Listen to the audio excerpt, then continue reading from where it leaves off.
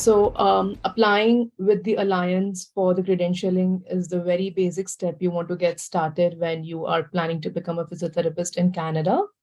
As per the website, there are several forms that you need to work on those and get those ready. There are forms A, B, and D, several forms that you will have to send with the supporting documents. There are some forms need to be sent by your college and some forms need to be sent by university, again with the supporting documents. And once they are all received in the form that they are supposed to be, your process would be started. And meanwhile, you would be sent in with all the details regarding the bridging courses as foreign trained physiotherapist you need to go through while your application is under credentialing, and finish up the bridging courses and get ready for your final steps for your exam. While your process is under credentialing steps at CAPR, there are several things besides bridging course. You also need to clear your IELTS academic exam and have certain bands to be able to get eligible to give the exam. Now, that's just the beginning. That's not where it just ends. The next step is after you pass your written exam, you also have your practical exam. Now, due to COVID, there were certain restrictions and a lot of challenges faced by CAPR. Therefore, CAPR canceled the exam at their end, but that does not stop there. The practical or the clinical exams are not cancelled, and every province has their own criteria to be fulfilled in order to get fully registered. So whichever province you decide to work as PT in, their college websites would have all the details and how you can you'll be able to apply for the clinical exams and pass the exam and become fully registered. Once you're done with that, you are all set and ready to apply for your province, whichever you want to work in, and start working as fully registered. When I talk about the written and the clinical exams, does it mean you cannot work as a PT after clearing the written exam alone itself? You can. When you clear your written exam, you are addressed as resident physiotherapist and you are able to work as a resident PT under the supervision of a registered PT with 3 or more years of experience. And you move forward, start working on your clinical exams and just go through the process.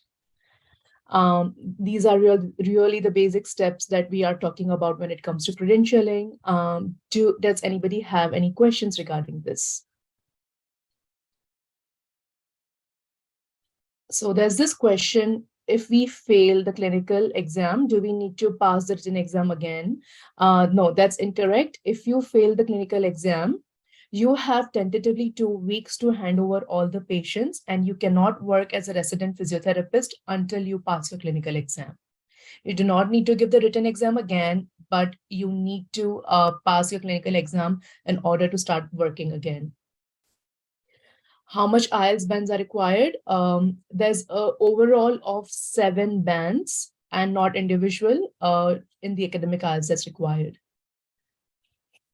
Do we have any more questions regarding credentialing steps?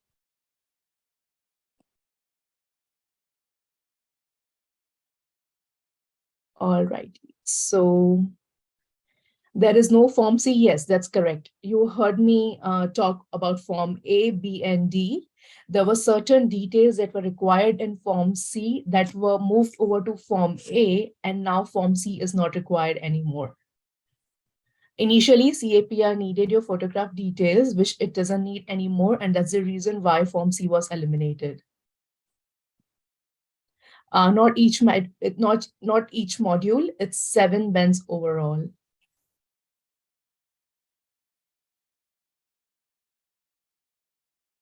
Okay. There's a question I'll just go through. Bands for PR student, you need to get 7 overall in the academic criteria of IELTS, regardless of whatever your status is. If my BPT is outside Canada, say Nepal, and if my master's is from Canada, what will be the credentialing process? So CAPR clearly indicates that it needs to be your entry to level practice. So it is your BPT that would be considered initially. Most of the times, all the credentials from the BPT are accepted and you do not need to do any extra credits. In case you are required to, that's where your master's degree would go towards that. The next question is, after master's, is the license process same? That's correct. Going through the CAPR credentialing as the international student, internationally trained physiotherapist, the credentialing process still remains the same.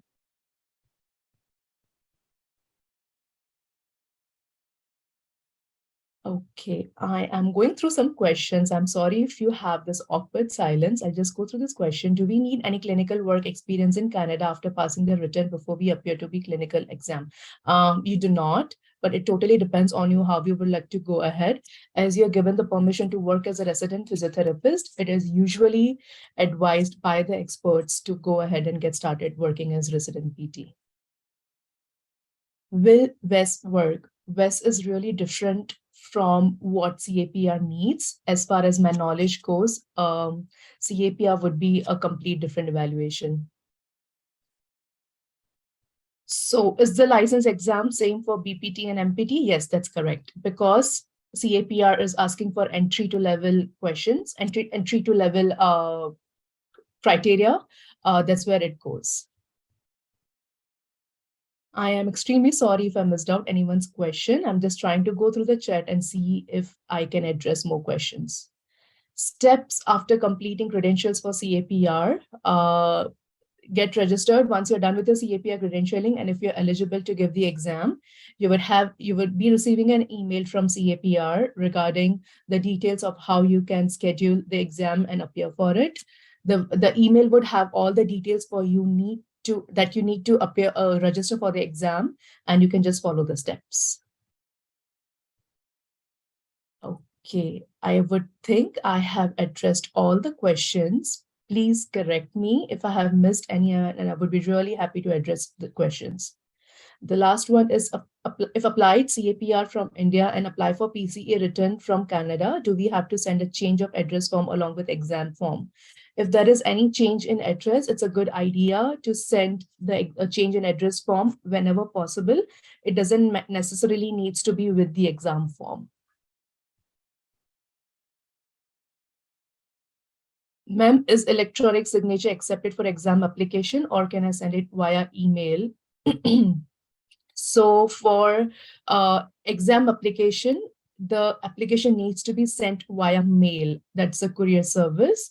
And all your details need to be filled out in there, give the signature, and send it by mail. As far as my knowledge goes, and up until now, CAPR is not accepting anything online when it comes to the exam application form, at least to begin with the initial exam.